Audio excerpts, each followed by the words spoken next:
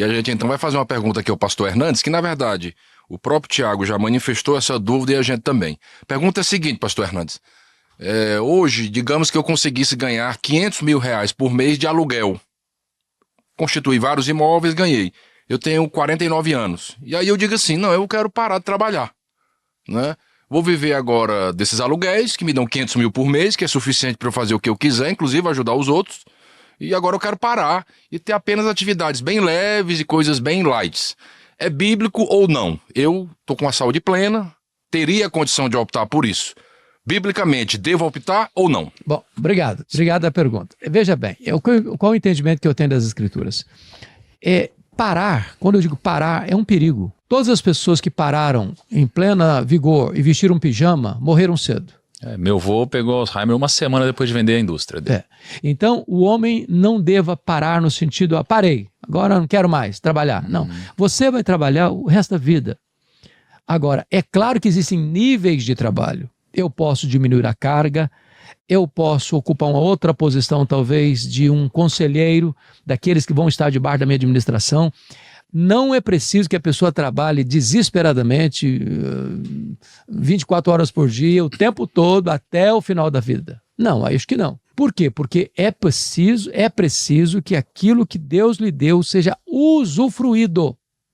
Tem gente que não tem prazo de usufruir porque está trabalhando o tempo todo, ele não descansa, ele não tira férias, ele construiu um grande patrimônio, mas não teve tempo para a esposa, não teve tempo para o marido, não teve tempo para os filhos, não teve tempo para si mesmo, não teve tempo para desenvolver um relacionamento de comunhão com Deus, não teve tempo de participar da igreja, não teve tempo, porque estava todo o tempo dele ocupado pensando em produzir. Permita-me um exemplo histórico. John Rockefeller foi o primeiro bilionário do mundo. Ele foi o primeiro homem no mundo a granjear $1 bilhão.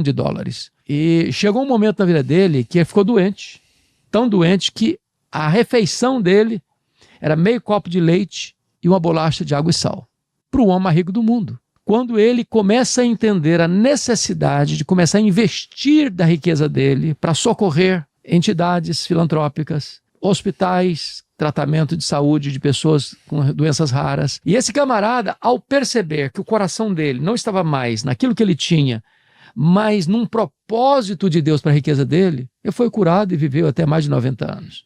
Então, a vida tem que ter propósito. O propósito não é só ganhar. Porque se o propósito for só ganhar, o dinheiro é um fim em si mesmo. O dinheiro nunca pode ser um fim em si mesmo. O dinheiro é um meio para alcançar um fim. A Bíblia diz que o fim principal do homem é glorificar a Deus e gozá-lo para sempre. Então, o dinheiro é um instrumento. No dia que for um fim em si mesmo, a riqueza pode acontecer e a pessoa está lá no topo e está infeliz. O buraco da alma está lá. E Eclesiastes diz assim, Salomão, Deus colocou a eternidade no coração do homem. Coisas terrenas e materiais não preenchem esse vazio. Só Deus pode fazê-lo. Vamos então, vamos começar o podcast, né? Cara, eu confesso que eu fiquei muito assustado, né, com esse negócio de teologia da prosperidade, mas ao mesmo tempo muito balançado, né? Então eu comecei a ver, em especial, muitos documentários lá fora, eu comecei a ver também como muitas igrejas agem, diferentes, né? Tem tipos diferentes de igrejas, de pessoas, de pastores, de cristãos. E aí tem uma vertente, né, como eu estava falando, que fala e defende sobre a teologia da prosperidade, como algo que, se você não está rico, é por causa disso. O que é isso? Eu vou pedir para você definir para a gente melhor daqui a pouco, um pouco sobre o que é a teologia da prosperidade. Mas eu vi muitas igrejas onde as pessoas falam assim, você está endividado, você está quebrado, você está pobre, você está não sei o que lá. Cara, mas dá o dízimo, mas faz uma oferta, mas dá o que você tem, porque é por isso que você não está rico. Eu entendo, biblicamente, que é uma ordenança mesmo, você pegar e tomar algumas atitudes, algumas entregas, né? Tiveram alguns sacrifícios historicamente, bíblicos, você tem desde Isaac, todos fizeram algum tipo de sacrifício grande e tal. Entendo que uma parte da teologia da prosperidade faz sentido, mas tem um outro lado, que é quando vira a ganância do homem, que talvez deixe de fazer sentido. Eu vi grandes documentários de igrejas assim, astronômicas lá fora, coisas muito grandes e pastores muito ricos, assim, eu não sou contra pastor rico, tá? Só para deixar claro, mas assim, algumas coisas que são muito estranhas.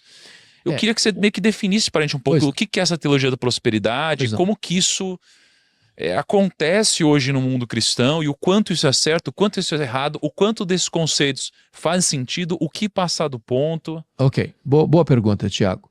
Veja bem, o grande problema dessa chamada teologia da prosperidade é que os seus idealizadores, diríamos assim, usam esse tipo de argumento para se locupletarem, para se enriquecerem. Então usam a propaganda enganosa até, pegando um preceito bíblico, mas dizendo o seguinte, olha... Qual que é o preceito bíblico que geralmente é usado? Assim?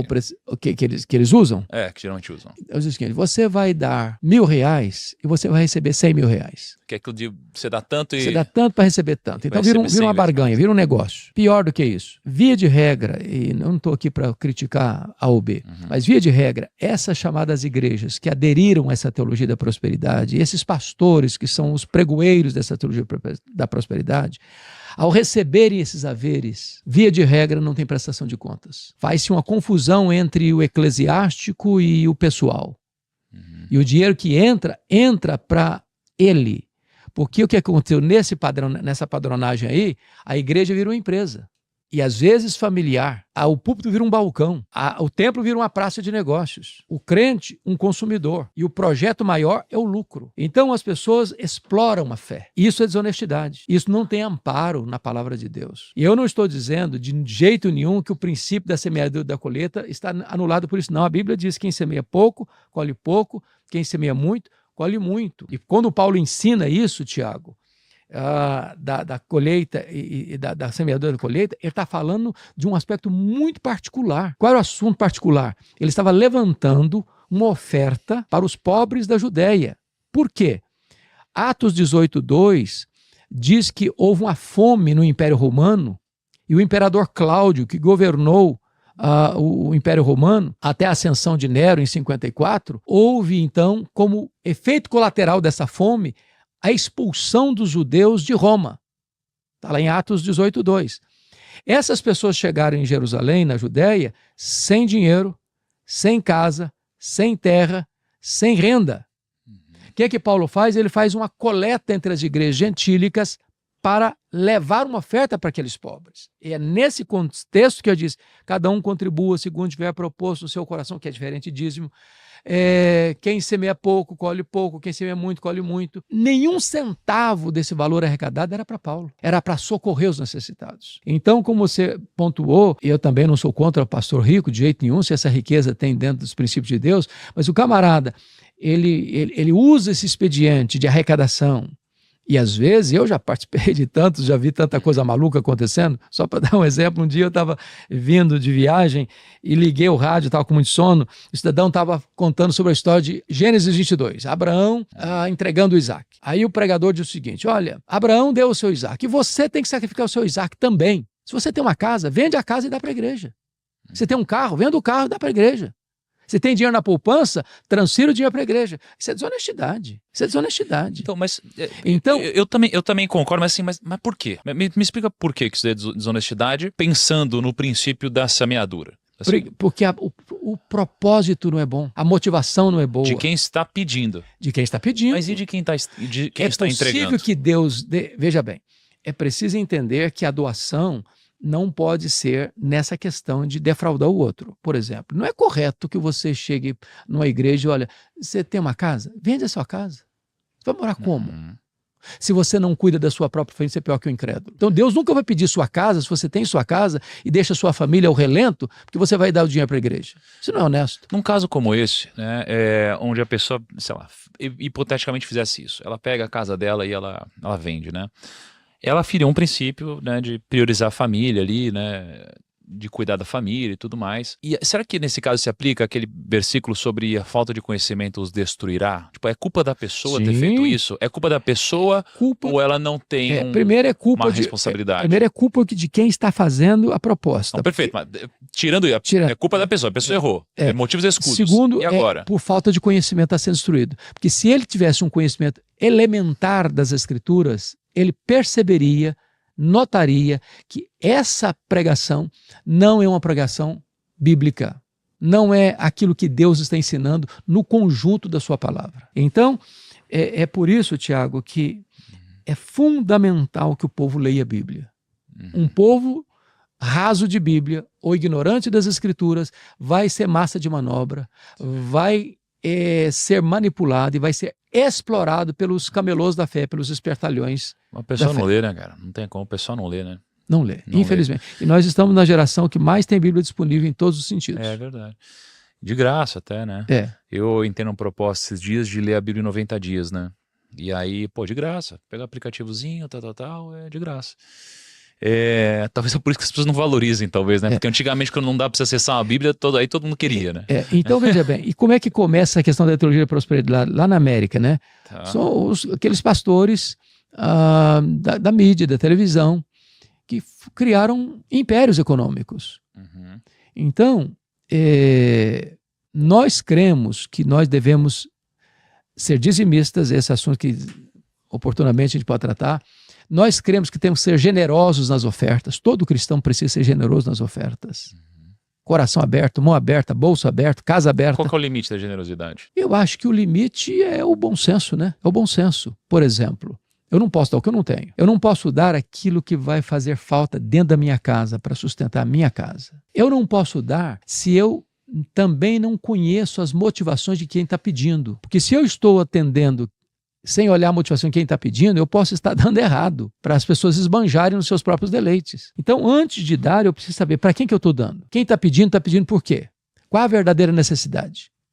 Eu preciso ter critério não só para ganhar dinheiro, eu preciso ter critério também para investir dinheiro. A mordomia cristã não é só do ganhar, é também do administrar. Então, eu preciso ter critérios para ser ofertante. Eu não posso fazer assim, dar a galinha gorda para quem quiser e não, o problema é dele, não.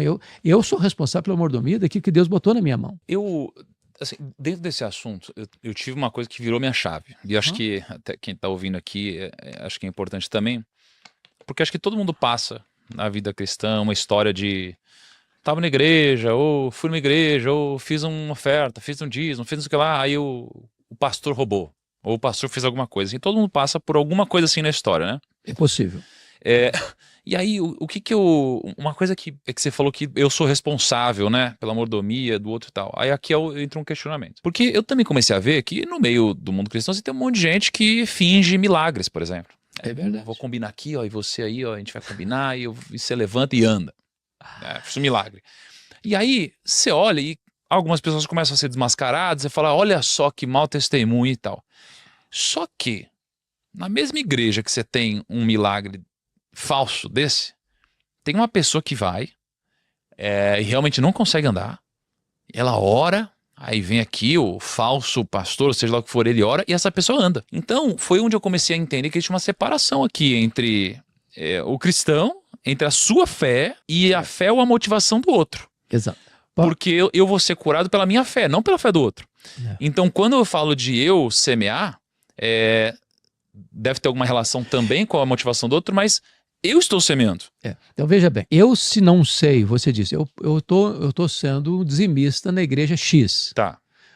E eu sou ofertante na igreja X. Aí de repente surge um escândalo e se descobre que aquele líder estava roubando. Bom, eu não sabia disso. Eu fiz com um coração honesto e sincero diante de Deus. Beleza, olha assim. Então, eu vou ser abençoado, embora o outro lá vai ter que dar contas a Deus do que ele fez. Agora, segundo ponto, é possível que alguém desonesto, mal intencionado, realize prodígios? Como assim realize prodígios? Eu vou explicar. Sermão do Monte de Jesus. Ele termina o Sermão do Monte dizendo assim, muitos naquele dia vão dizer, Senhor, Senhor, porventura não profetizamos em teu nome? Não expelimos demônios em teu nome? Não fizemos milagres em teu nome? E Jesus não questiona se não fizeram mesmo. E Jesus vai dizer assim, apartai-vos de mim, malditos, vós os que praticais a iniquidade, eu nunca vos conheci. Ou seja, é possível que alguém esteja fazendo coisas espetaculares e Deus permita que faça e que pessoas sejam beneficiadas porque ser fez milagres e porque alguém recebeu esse milagre e foi beneficiado por ele. Mas esse que está fazendo com a motivação errada vai ser condenado. Então, existe, por exemplo, você lê nas escrituras, você vê a fala dos falsos profetas que vão fazer milagres, dos falsos cristos que vão fazer milagres. Então, o milagre em si não é o referencial para saber se é verdadeiro ou falso, mas a vida de quem fez, a motivação de quem fez. Isso Deus aprova. Eu passei já por isso, viu? Recebi uma profetada Eu assim imagino. que E eu imagino, bizarro aconteceu e assim depois, cara... eu imagino quanta gente se aproxima de você com outras intenções para oferir alguma vantagem.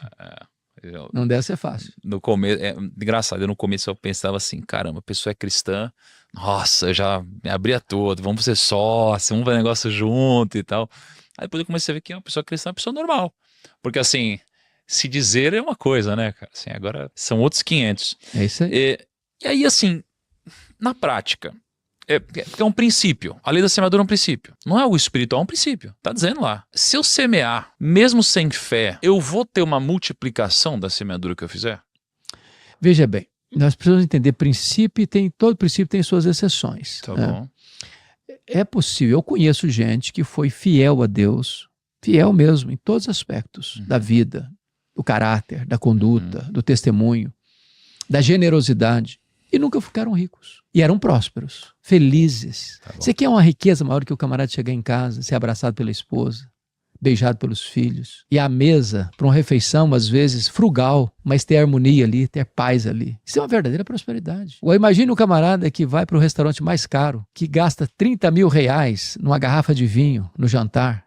30 eu estou falando pouco. Há poucos dias eu estive em São Paulo com um camarada que era importador de vinho. Pastor, eu já vendi garrafa de vinho aqui em São Paulo por 250 mil reais, uma garrafa, que é consumida no jantar. E aquele negócio de descer amargo, descer quadrado, você bota a cabeça na besteira e não tem paz.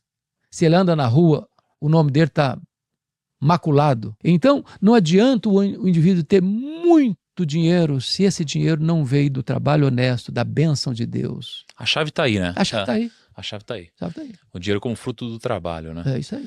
Agora, aí só um super grande parênteses aqui nessa conversa, né? Quando a gente tem aquela nossa separação no Éden, e aí a gente é amaldiçoado, né, com o suor que vai do nosso trabalho e tudo mais, assim, como que você vê essa relação disso quase como sendo uma maldição e agora a gente falando de trabalho quase como uma bênção? Na Assim? verdade, veja bem, ali não é a maldição do trabalho. Se você perceber, Deus amaldiçoa a serpente, a Eva, ela é punida com o sofrimento. Quando Deus vai amaldiçoar o homem, Deus não amaldiçoa o homem, Deus não tem nenhuma palavra para o homem de amaldiçoar. Deus amaldiçoa a terra, que vai produzir espinhos, cardos e abrolhos. Agora, vai dizer para o homem que, em virtude que essa terra é hostil a ele, porque você não precisa plantar o espinho, os cardos e abrolhos, eles nascem por si mesmos, a terra os produz, mas o que você vai plantar, você precisa plantar com o suor do seu rosto. Então, vai ser penoso, o trabalho vai ser penoso, mas o trabalho nunca foi uma maldição, nem antes da queda, nem depois da queda, e por isso ele vai continuar depois que formos glorificados. Porque o seu ponto está sendo que não é que o homem foi amaldiçoado, é que a mulher foi amaldiçoada, certo? Com a dor. Olha o que está escrito então, vamos ler. A mulher disse, multiplicarei, não tem maldição, multiplicarei sobremodo os sofrimentos da tua gravidez. Poxa, mas isso não é uma maldição? Ela não tinha isso, aí agora vai multiplicar a dor? A palavra maldição é uma palavra muito pesada nesse contexto. Entendi, então talvez eu esteja usando a palavra errada. Então. Olha o que Deus disse para a serpente. Então o Senhor Deus disse à serpente, visto que fizeste isso, maldita és. Uhum. Deus não disse para a mulher, maldita és. Deus não disse para Adão, maldito és. Mas eu posso dizer que é uma punição. Uma punição. Consequência do pecado. Agora, olha o Adão. E Adão disse, visto que atendeste à voz da tua mulher e comeste da árvore que eu te ordenara, não comesses, maldita é a terra, por tua causa. Então Deus amaldiçoou quem? A serpente e a terra. Ao homem e à mulher, sofrimento. Caramba, que eu nunca tinha reparado. Que foi amaldiçoado foi a terra.